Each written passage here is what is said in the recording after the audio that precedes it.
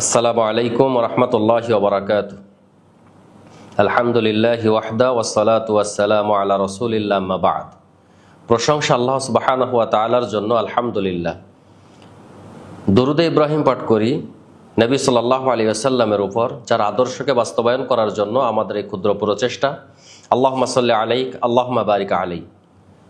Unite টিভির সম্মানিত দর্শক শ্রোতা মণ্ডলী, আপনারা যে যেখান থেকে ভিডিওগুলো দেখছেন, আল্লাহ রাব্বুল আলামিন আপনাদেরকে দুনিয়াতে এবং আখেরাতে উত্তম জাযা দান করুক, আল্লাহুম্মা আমিন।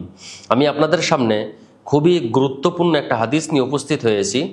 বর্তমান সময়ে এই হাদিসের উপরে আমল করার মানুষ অনেক কম, একেবারে কম বললে চলে। আল্লাহ রাসূল সাল্লাল্লাহু আলাইহি ওয়াসাল্লাম 5989 নম্বর হাদিস সহিহ বুখারী, 6413 নম্বর হাদিস সহিহ মুসলিমের বর্ণনায় বলছেন, আম্মাজান আয়েশা রাদিয়াল্লাহু তাআলা আনহা থেকে বর্ণিত, আল্লাহ রাসূল সাল্লাল্লাহু আলাইহি ওয়াসাল্লাম বলছেন, আর রাহিমু মুআল্লাকাতুন বিল আরশ।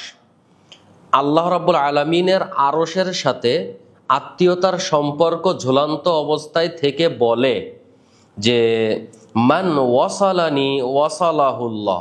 যে ব্যক্তি আমার সাথে সম্পর্ক রাখবে, আল্লাহ রাব্বুল আলামিন ওই ব্যক্তির সাথে সম্পর্ক রাখবেন।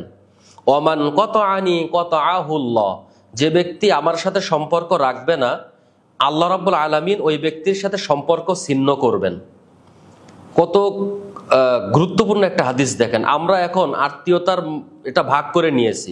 শ্বশুরবাড়ি থেকে যদি আমার কাছে কিছু না আসে, মোটরসাইকেল, গাড়ি বা ফার্নিচার যা কিছু না আসে, তখন আমি আমার শ্বশুরবাড়ি থেকে আমার দূরত্বটা কমে যায়, সম্পর্কটা কমে যায়।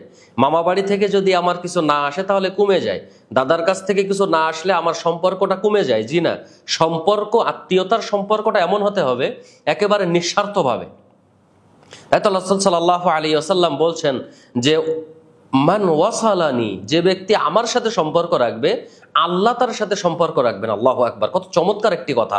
এজন্য আমরা চেষ্টা করব যে আমরা সবাই চাই যে আল্লাহ রাব্বুল আলামিনের সাথে আমার সম্পর্কটা ভালো থাকুক।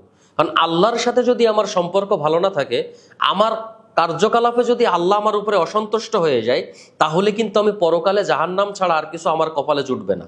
এই জন্য আমরা চেষ্টা করব, যারাই এই হাদিসটাকে শ্রবণ করবেন বা শুনতে পাবেন, ওই দিন থেকেই একেবারে নিঃস্বার্থভাবে, কোনো স্বার্থ ছাড়াই, কোনো কিছু পাওয়ার আশা ছাড়াই আমাদেরকে চেষ্টা করতে হবে আমরা আত্মীয়তার সম্পর্ক রাখবো। একটা কথাকে মনে রাখবো, সেটা হচ্ছে আল্লাহ রাসূল সাল্লাল্লাহু আলাইহি ওয়াসাল্লাম বলছেন, ওমান কতআনি কতআহুল্লাহ। আত্মীয়তার সম্পর্ক যে ব্যক্তি বজায় রাখবেন, আল্লাহ রাব্বুল আলামিন তার সাথে সম্পর্ক রাখবেন না। তাহলে আল্লাহ যদি সম্পর্ক না রাখেন, তাহলে আমরা ধরে নিতে পারি যে আমার জাহান্নাম ছাড়া আর কিছু নেই। এই জন্য আমরা আত্মীয়তার সম্পর্ককে আমরা বজায় রাখব এবং এই সম্পর্কটা আমরা খুব দৃঢ়ভাবে ধরে রাখার চেষ্টা করব। আল্লাহ রাব্বুল আলামিন আমাদের সবাইকে আত্মীয়তার সম্পর্ক বজায় রেখে আল্লাহ রাব্বুল আলামিনের সাথে যেন আমাদের সম্পর্কটা ভালো হয়, সেই তৌফিক আল্লাহ রাব্বুল আলামিন আমাদের দান করুক। আল্লাহুম্মা আমিন। আসসালামু আলাইকুম ওয়া রাহমাতুল্লাহি ওয়া বারাকাতুহু।